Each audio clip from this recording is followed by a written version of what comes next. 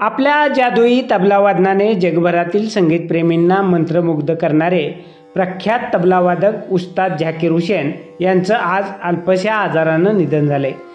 ते 73 वर्षाचे होते।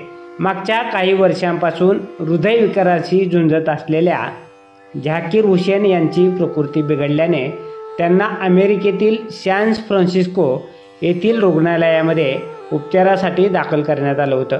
मात्र तिथेच त्यांनी आज उपचारादरम्यान अखेरचा श्वास घेतलाय। उस्ताद झाकीर हुसेन यांचे मित्र बासरीवादक राकेश चौरसिया यांनी PTIला सांगितलं की मागच्या आठवड्यामध्ये प्रकृती बिघडल्यानं झाकीर हुसेन यांना ICUमध्ये दाखल करण्यात आलं। हृदयासंबंधीच्या आजारामुळे मागच्या आठवड्यापासून सॅन फ्रान्सिस्को येथील एका रुग्णालयामध्ये त्यांना दाखल करण्यात आलं होतं। उस्ताद झाकीर हुसेन यांचा जन्म 9 मार्च 1951 मध्ये महाराष्ट्राची राजधानी असलेल्या मुंबई येथे झाला होता। आपल्या तबलावादनातील कौशल्याच्या जोरावर त्यांनी अल्पावधीमध्येच संगीत क्षेत्रामध्ये मोठी झेप घेतली होती।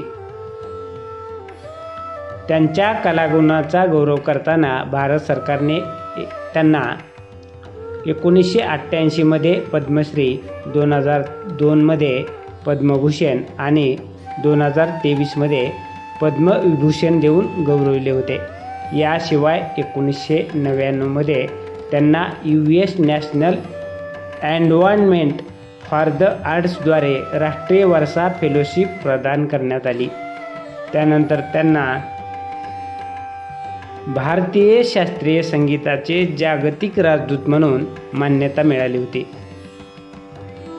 त्यांनी 3 वेळा ग्रॅमी अवॉर्डही जिंकला होता। उस्ताद झाकीर हुसेन हे पहिले भारतीय संगीतकार होते ज्यांना अमेरिकेचे माजी राष्ट्राध्यक्ष बराक ओबामा यांनी व्हाईट हाऊसमध्ये जागतिक मैफिलीसाठी आमंत्रित केले होते।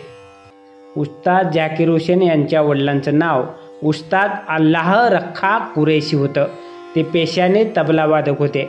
त्यांच्या आईचं नाव बीवी बेगम होतं।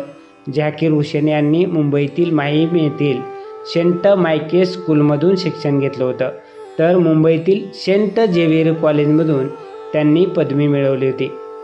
11 वर्षीय झाकीर हुसेन यांनी थेट अमेरिकेमध्ये पहिल्यांदाच प्रेक्षकासमोर आपली कला सादर केली होती। अशा या महान कलाकाराला पंढरपूर लाईव्हकडून भावपूर्ण श्रद्धांजली।